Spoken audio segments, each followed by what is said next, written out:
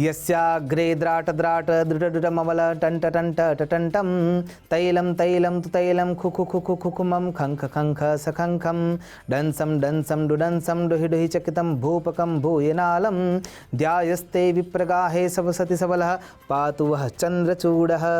नमो नमः। તમારા બધાનું સ્વાગત કરું છું આધ્યાત્મિક મહાશક્તિમાં।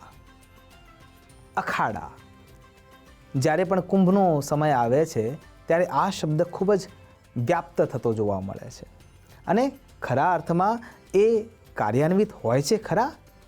અને અખાડા છે શું? આપણે જ્યારે અખાડા શબ્દ સાંભળીએ ને એટલે સૌથી પહેલો વિચાર આવે દેશી પહેલવાનો, કે ત્યાં મલ્લ કુસ્તી થતી હશે, પણ આ અખાડા એવા છે જે સનાતન હિન્દુ ધર્મના પહેલવાનોને તૈયાર કરે છે।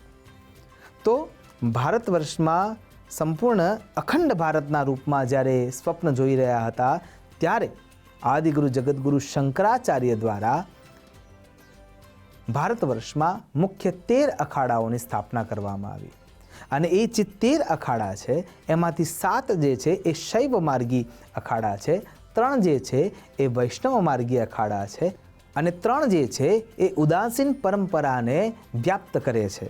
તો આમ 13 જે અખાડા છે એ ભારતના 13 એવા સ્થાનો છે જે આદિગુરુ જગતગુરુ શંકરાચાર્યએ 4 મઠો સ્થાપ્યા। એ મઠોના રક્ષણ માટે જે યોદ્ધાઓ તૈયાર કરવાના છે એનું કાર્ય કરી રહ્યા છે। તો એ 4 મઠો ખરા અર્થમાં શું ધર્મનું રક્ષણ કરવા માટે છે? હા, પણ એ ધર્મના રક્ષણ સાથે એવું સ્પષ્ટ રૂપે સમજાવે છે કે આ પૃથ્વી મારું ઘર છે અને એટલા માટે અયમ નિજ પરોવેતી ગણના લઘુચેતસામ ઉદાર ચરિતા નામ તુ વસુધૈવ કુટુંબકમ। આ અખાડાના જેટલા પણ મઠાધિપતિઓ છે એ બધા માટે આ પૃથ્વી એમનું ઘર છે। એમના માટે પોતાનું કે પોતીકું કશું હોતું જ નથી। આ બધું જ કેવળ અને કેવળ ઈશ્વર પ્રદત્ત છે, એ એમના કેન્દ્રમાં વ્યાપ્ત હોય છે। તો કયા કયા મુખ્ય અખાડાઓ જોવા મળે છે? તો સૌથી પહેલો જે જૂનો અખાડો છે એનું નામ છે નિરંજની અખાડો।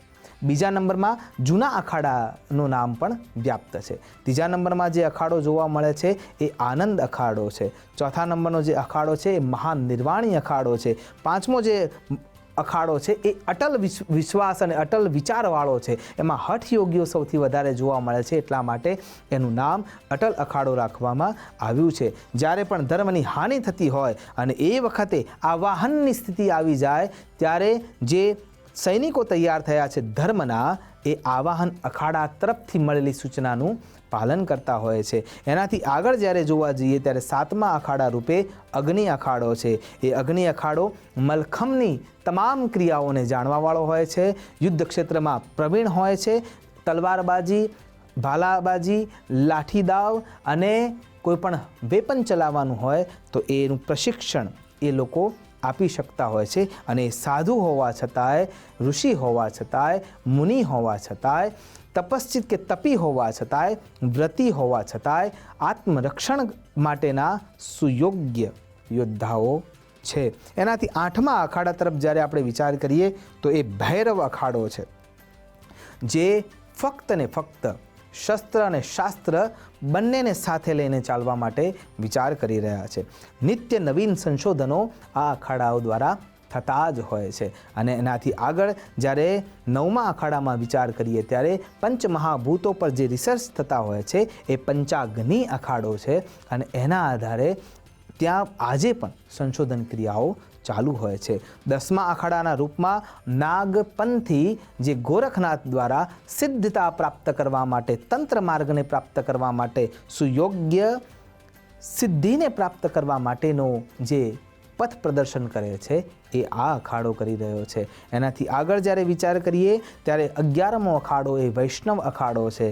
ત્યાં વિષ્ણુ ભગવાનની આરાધના સાથે વિષ્ણુ ભગવાનના અલગ અલગ રૂપોનું મંથન થતું હોય છે અને મંથન એટલા માટે જરૂરી છે કે સમાજમાં ધર્મ વિષયક કેટલીક ભ્રામકતાઓ વ્યાપ્ત હોય છે, એનું ખંડન કરવા માટે આ અખાડાઓ ખૂબ જ મહત્વનું કામ કરતા હોય છે। 12મો અખાડો છે એ નિર્મોહી અખાડો છે। એ કેવલ મુમુક્ષતાના માર્ગને પ્રશસ્ત કરવામાં, પોતાની તપશ્ચર્યામાં, હઠ યોગમાં, પોતાના વ્રત વિધિ વિધાનને પૂર્ણ કરવામાં અને કેટલાય સમય સુધી કઠોર તપશ્ચર્યા કરવા માટે જાણીતો છે. અને એના પછી જે 13મો અખાડો છે એ નિર્મળ અખાડો છે. એ અખાડો જે છે ત્યાંથી નવા સાધુ સંત પુરુષો તૈયાર થતા હોય છે. પણ આ બધાને કેન્દ્રમાં રાખવાવાળા વ્યક્તિઓની તો જરૂર પડતી હશે. જેમ IAS હોય છે, IPS હોય છે, નેતાઓના અંદર અલગ અલગ પદ હોય છે, એમ દર 6 વર્ષે આ અખાડાઓના અધિપતિની ચૂંટણી આવતી હોય છે અને એને પંચ ચૂંટણી તરીકે ઓળખવામાં આવે છે. એમાં પણ પદ હોય છે. સૌથી પહેલાં જો વિચાર કરવા જઈએ તો યતિ, જતિ, તપી, એટલે કે જેને આપણે તપશ્ચર્યા કરવાવાળા વ્યક્તિઓ તરીકે ઓળખીએ છીએ. યતિ એવા છે અને જતિ એવા છે જે માર્ગમાં પ્રવાસ કરીને ધર્મનો પ્રચાર કરવાવાળા હોય છે. 7 ઘરે ભિક્ષાટન કરીને પોતાનું જીવન વ્યાપન કરવાવાળા હોય છે અને એ પોતે એકલા માટે નહીં, બધાને જે મળે છે બધા સાધુ સંતોને અન્યને એને આપવાવાળા હોય છે. એ યતિ અને જતિ હોય છે. ત્યારબાદ તપી હોય છે, વ્રતી હોય છે, સંન્યાસી હોય છે, યોગી હોય છે, ઋષિ હોય છે, મુનિ હોય છે, સાધુ હોય છે, સંત હોય છે. આ બધા અલગ અલગ ક્રાઇટેરિયાથી બનેલા છે અને એમનું એક પદવી એમને મળતી હોય છે. એમાં જ્યારે પદવીઓ તરફ વિચાર કરીએ તો આધ્યાત્મિક કાર્યકારી, મુખ્ય આધ્યાત્મિક કાર્યકારી, એનાથી આગળ વિચાર કરીએ તો આચાર્ય, મંડલેશ્વર, મહામંડલેશ્વર, 108, 1008, એનાથી આગળ હંસ, એનાથી આગળ પરમહંસ. આ બધી જ પદવીઓ છે અને આ બધી અવસ્થાઓ છે. તો આ બધાનું ગઠન જ્યારે આદિગુરુ જગતગુરુ શંકરાચાર્યએ ભારત ભ્રમણ કર્યું ત્યારે 4 જગ્યાઓ પર 4 મઠની સ્થાપના કરી. અને જો એમાં મધ્યથી આપણે વિચાર કરીએ તો પૂર્વ તરફનો વિચાર કરવો જોઈએ તો પૂર્વે ઋગ્વેદાય નમઃ. આજે પણ જગતગુરુ શંકરાચાર્યના સાનિધ્યમાં નિશ્ચલાનંદ સરસ્વતીજી આજે ત્યાં બિરાજમાન છે. તો એમના સાનિધ્યમાં જે ઋગ્વેદની ઋચાઓ છે એના ઉપર સંશોધન કાર્ય ચાલતું હોય છે અને સંશોધન કાર્યના આધારે ત્યાં જગન્નાથપુરીના અંદર એક ક્ષેત્ર આવેલું છે. એનું બ્રહ્મસૂત્ર શું છે? પ્રજ્ઞાનમ બ્રહ્મ. પ્રજ્ઞાવાન થાવ, બુદ્ધિવાન થાવ, જ્ઞાનવાન થાવ. જે બુદ્ધિની 4 તરાઓ છે એ 4 તરાહોને વ્યાપ્ત કરી લો. એ જે અવસ્થા અને એ જે સંશોધન ચાલી રહ્યું છે એ પ્રજ્ઞાનમ બ્રહ્મ એટલે કે ઋગ્વેદના અનુસંધાને ચાલી રહ્યું છે અને એટલા માટે જગન્નાથપુરીમાં સૌથી પહેલો મઠ જોવા મળે છે. ત્યાંથી બીજી તરફ જોવા જઈએ ત્યારે દક્ષિણે યજુર્વેદાય નમઃ. યજુર્વેદનું આરાધન દક્ષિણ દિશામાં ચાલી રહ્યું છે જ્યાં શૃંગેરી મઠ છે અને શૃંગેરી મઠનું જે બ્રહ્મ વાક્ય છે અહમ બ્રહ્માસ્મિ. આપણું શરીર, આપણી આત્મા, આપણું તેજ, આપણી જુગુપ્સા, આપણી લાવણ્યતા, આપણા શરીરના અંદર બ્રહ્મ રહેલો છે એનું સંશોધન ત્યાંથી ચાલતું હોય છે. પશ્ચિમમાં જ્યાં દ્વારિકા ક્ષેત્રમાં એ મઠ સ્થાપેલો છે અને એનું બ્રહ્મ વાક્ય છે તત્વમસી. તત્વના અંદર પ્રવેશ કરો. જેમ કે બ્રહ્મત્વ, તો એ જે ત્વ છે એ ત્વ શેના માટે કામ કરી રહ્યું છે એના ઉપર સંશોધન ચાલતું હોય છે. અને આપણે જે વિચાર કરીએ છીએ એ ઋષિ મુનિ ખાલી સાધુ સંતો તપશ્ચર્યા માટે નથી. આટલા યુગોથી જે સંસ્કૃતિ આપણને મળી છે એને નિત્ય નવીનતા શોધવાનું કામ કરતા હોય છે. એ તંત્ર માર્ગ હોય, યંત્ર માર્ગ હોય, સંશોધન માર્ગ હોય, પ્રયોગ માર્ગ હોય કે કોઈ પણ અન્ય વિધા હોય, એ બધા એ કાર્યોમાં લાગેલા છે. એટલા માટે કુંભ વખતે સ્નાન કરવા માટે આવે છે, એ વખતે દેખાય છે ને પછી પાછા પોતાના અખાડાઓમાં એ પાછા જતા રહે છે. અને ત્યાંથી જે ચોથો ઉત્તર તરફ વિચાર કરીએ તો ઉત્તરે અથર્વવેદાય નમઃ. ત્યાં અથર્વવેદના સંશોધનનું કાર્ય ચાલતું હોય છે જ્યાં જ્યોતિર્મઠ વ્યાપ્ત છે અને એનું બ્રહ્મસૂત્ર છે અયમ આત્મા બ્રહ્મ. આત્મા એ જ બ્રહ્મ છે, હું પણ બ્રહ્મ છું અને બ્રહ્મથી બ્રહ્મનું મિલન કેવી રીતે થાય એનું સંશોધન ત્યાં ચાલતું હોય છે.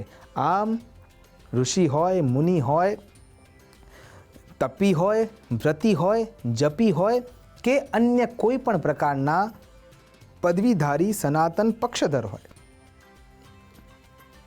આ બધાના કેન્દ્રમાં વસુધૈવ કુટુંબકમની જ ભાવના છે. સનાતન સંસ્કૃતિને સાચવવાની જ ભાવના છે. આશા કરું કે આપણે સંસારી રહીને પણ મનથી ભગવાધારી બનીએ, સંન્યાસી બનીએ, ઓછામાં પોતાના જીવનને વ્યાપન કરવા માટે પ્રશિક્ષિત કરીએ અને એ બધા જે સંશોધન કરી રહ્યા છે એમ આપણે આપણા જીવનમાં પણ જ્ઞાનલબ્ધિ કરતાં કરતાં સંશોધનને આગળ વધારીએ, એ જ અભ્યર્થના સાથે નમસ્કાર. અસ્તુ સદા શિવોહમ. નમો નમઃ.